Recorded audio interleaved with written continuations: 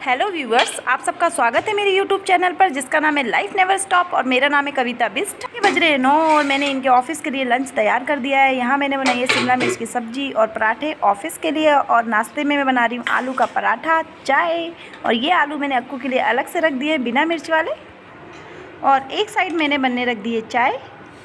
तो मिलती हूँ मैं आपसे थोड़ी देर में। यहाँ चल रहा है मेरा तगड़ा वाला सफाई अभियान, क्योंकि यार पर्दे लेके आए थे। जैसा कि आपको मैंने एक ब्लॉग में बताया था कि हम मार्केट गए थे और वहाँ से बहुत ढेर सारी शॉपिंग करके लाए थे। पर यार सॉरी, मैं वो शॉपिंग आपको दिखा नहीं पाई क्योंकि बहुत सारी चीज़ें ले आए थे और मुझे टाइम ही नहीं मिला, क्योंकि बनी का भी बर्थडे था तो इसके बर्थडे की भी प्रिपरेशन हम कर रहे थे, तो बिल्कुल टाइम नहीं मिला उसका ब्लॉग बनाने का। और तब तक ना सारी चीज़ें हमने पहन ली थी, यूज़ करने लग गए थे, तो फिर मुझे ऐसा लगा कि क्या बनाऊँ उस पर ब्लॉग। छोड़ो, पर हाँ मैं थोड़ा थोड़ा ऐसे बताते रहूँगी, सारी चीज़ें तो नहीं, पर जो जो चीज़ें इस ब्लॉग में अभी आएंगी मैं वो चीज़ बताते रहूँगी। सबसे पहले तो आप मेरी कुर्ती ही देख लीजिए, ये भी मैंने वहीं से ली है, बल्लभगढ़ से। ये पर्दे भी हमने उसी मार्केट से ख़रीदे थे। और यहाँ पर मेरा बच्चा मेरा पूरा साथ दे रहा है मेरे काम में। तो देखो वो मुझे एक एक चीज़ें पकड़ा रहा है कि मैं कह रही हूँ कपड़ा दे तो वो कपड़ा दे रहा है, मैं कह रही झाड़ू दे तो वो झाड़ू दे रही है। तो वो मेरी पूरी हेल्प कर रही थी।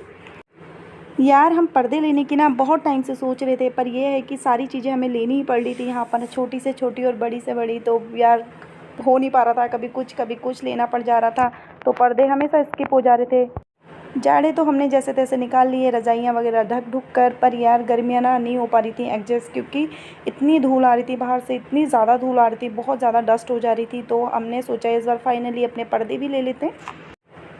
वैसे तो ऑलमोस्ट घर में सारी चीज़ें हमारी कंप्लीट हो गई हैं, ज़्यादा कुछ ज़रूरत है नहीं। बेसिक चीज़ें जो फिर मतलब जिनके बिना मुझे ऐसा लगता है कि हम गुजारा कर लेंगे, तो वही चीज़ें हमने स्किप की, अदरवाइज़ सारी चीज़ें हमने ले ली हैं। वैसे मैं आपको बता दूं व्यूवर्स, अगर आप नॉन नहीं अननोन हो, आई मीन जो मुझे पर्सनली नहीं जानते हैं, तो उन्हें मैं बताना चाहती हूँ कि ये हमारा अपना घर नहीं है, ये हमारा किराए का घर है। पर मुझे लगता है कि यार हम जहाँ भी रहे, अपने घर में या किराए के घर में, अगर हम उस घर की इज्जत करेंगे तो वो घर भी हमारी इज्जत करता है। और इस घर से मुझे थोड़ा ज़्यादा अटैचमेंट इसलिए भी है क्योंकि पता है जब ये घर बना था ना, तो ये न्यू घर था और इसमें फर्स्ट किराएदार हम थे, तो मतलब हम ही इस घर में रहने आए हैं पहली बार। मालिक अंकल आंटी और यहाँ का पड़ोस बहुत अच्छा है, तो मुझे यहाँ अच्छा लगता है। पर्दे तो मैंने सारी कम्प्लीटली लगा दिए थे, पर घर और सुंदर लगे इसके लिए मेरी एक्साइटमेंट बढ़ती जा रही थी। तो मैंने क्या करा ना, आप ये दरवाजे देख रहे हैं, तो इसमें जब भी पुताई हुई होगी तो इसके छींटे, बहुत ज़्यादा गंदा हो गया था ये दरवाज़ा, तो इसमें क्या है ना पॉली चढ़ गई, क्योंकि ये रेडीमेड दरवाजे हैं। तो मैं क्या करती थी, इसे वीकली कपड़े से साफ़ कर दिया करती थी, पर धीरे धीरे ना इसकी पन्नियाँ निकलने लग गई। और अंकल तो डे 1 से, जब मैं इस घर में आई थी तब से ही मुझसे कहते थे कि तू इसकी पन्नी निकाल दे, हमने अपने अपने दरवाज़ों की पन्नियाँ निकाल दी हैं, तू भी निकाल दे, अच्छा लगेगा। पर मुझे लगता था कि यार इस पन्नी की वजह से ये दरवाज़ा प्रोटेक्ट हो रहा है और ये जल्दी सेफ़ रहेगा ज़्यादा टाइम तक, तो मैं इसकी पॉली नहीं निकालती थी। पर ये फटने लगी थी पॉलियाँ, तो मुझे आज लगा कि इसको भी निकाल देती हूँ।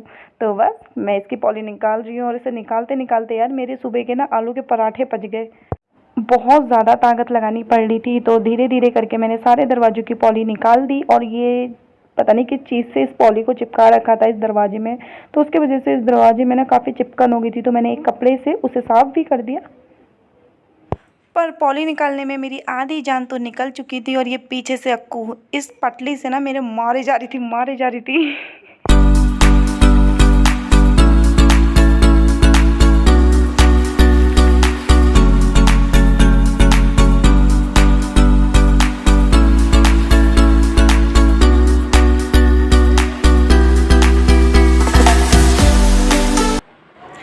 एक मैंने ये बास्केट भी ली थी प्लास्टिक की। एक्चुअली जो बर्तन हम कम यूज़ करते हैं ना, उन बर्तनों को अभी तक मैं एक गत्ते की पेटी में रख रही थी।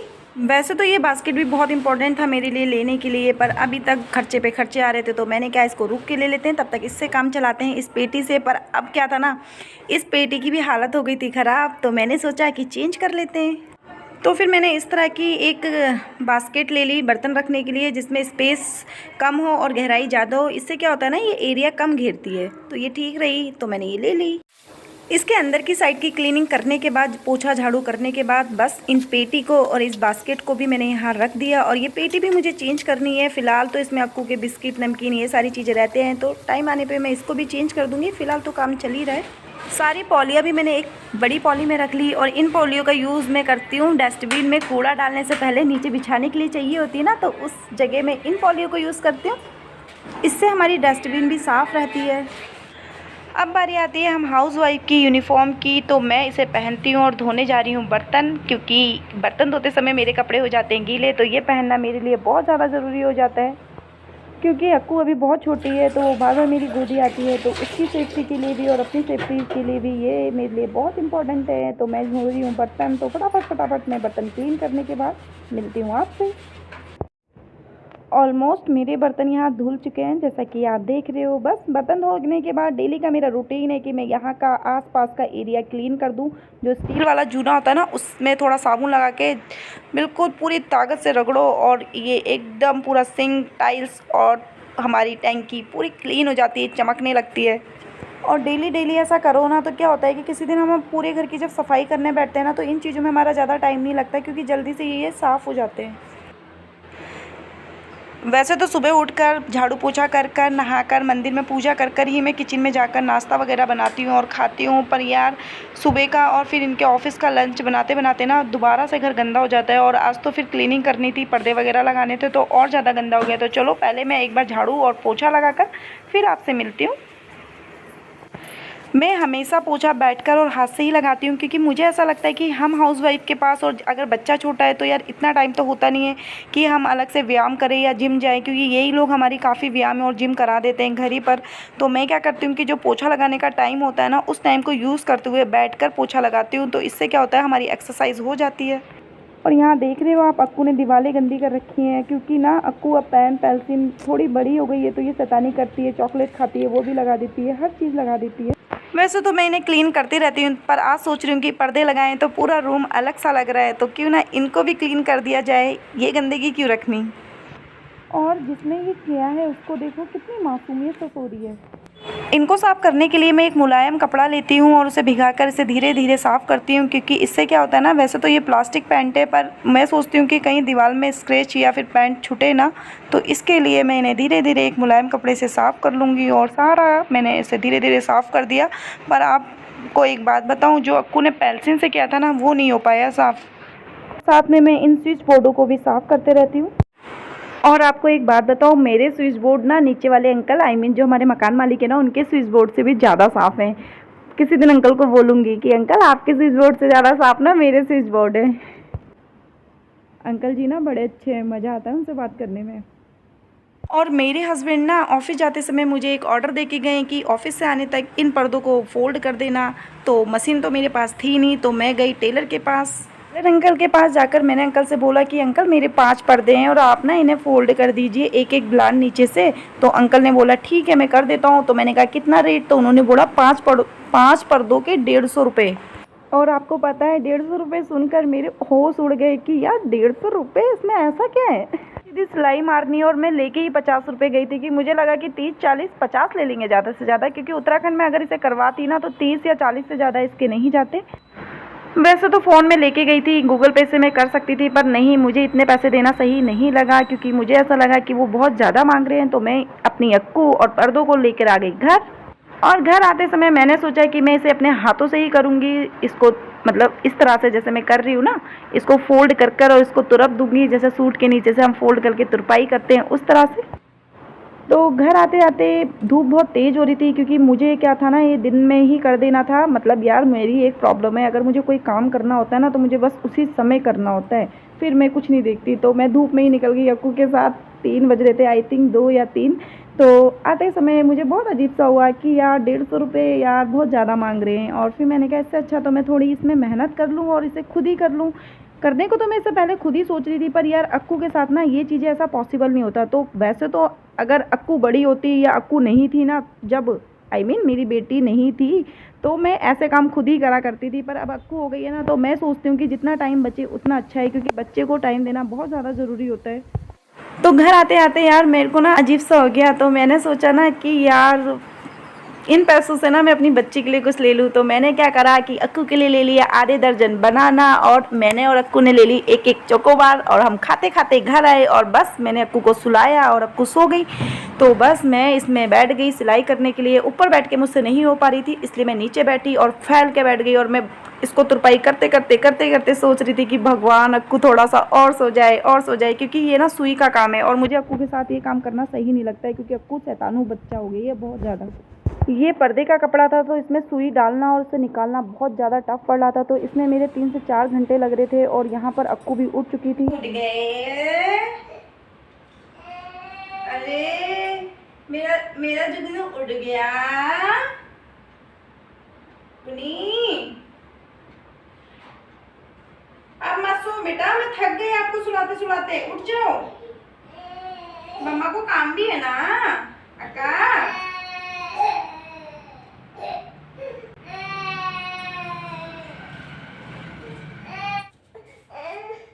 ओरे चंदा। ओले ओले ओले, मम्मा क्या कर रही है देखोगे आप? देखोगे?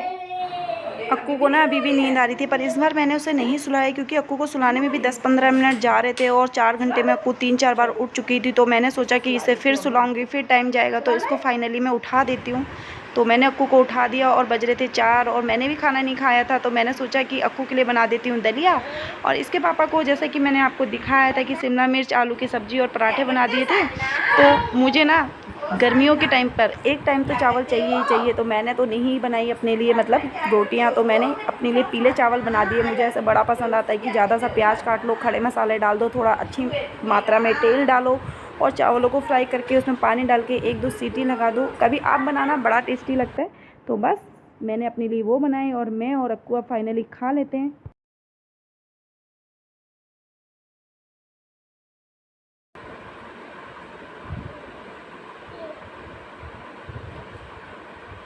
बस अब मुझे अपनी लेनी है सिलाई मशीन, तो जल्द ही मैं अपनी सिलाई मशीन लूँगी और फिर मैं अक्कू के लिए प्यारी प्यारी ड्रेसेस बनाऊँगी और आपके साथ शेयर करूँगी।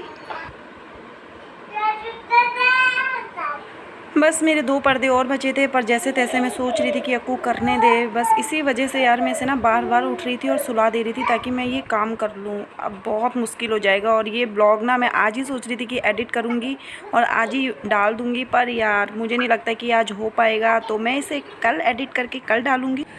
कल बहुत ज़्यादा लेट हो गया था तो मैं ये वीडियो एडिट ही नहीं कर पाई। तो चलिए आज मैं कराती हूँ आपको होम टूर। आपको जो ये पर्दा दिख रहा है ये हमारा मेन गेट, और ऊपर को जाते हुए ये आ जाती है मेरी बालकनी। ये ऊपर को एक सीढ़ियाँ जाती हैं और यहाँ पर भी बच्चे रहते हैं कॉलेज के ऊपर 2nd फ्लोर पर। और इधर जो मेरी गैलरी है वैसे तो ये नीट और क्लीन रहती है, पर आजकल ना ऑनलाइन सामान बहुत आ गया है तो ये इतने गत्ते हो गए हैं, तो मैं सोच रही हूँ कि इकट्ठा बेच दूँगी। बस यहाँ पर हम अपने छोटे छोटे कपड़े सुखा लेते हैं। और इस साइड से हमारा है हैंड वॉशिंग एरिया, यहाँ पर हम मॉर्निंग का ब्रश वगैरह कर लेते हैं। और यहाँ पर मैं दिख रही हूँ तो मुझे अपनी हालत देखकर आ गई हंसी थोड़ी सी, क्योंकि यहाँ सुबह सुबह का शेड्यूल ना बहुत बिजी रहता है, तो यहाँ पर मेरी थोड़ी हालत ख़राब रहती है 12 बजे तक। बालकनी में ही लेफ़्ट साइड में हमने रखी है अपनी वॉशिंग मशीन, और ये है घर का फ्रंट जैसा कि आप देख सकते हो।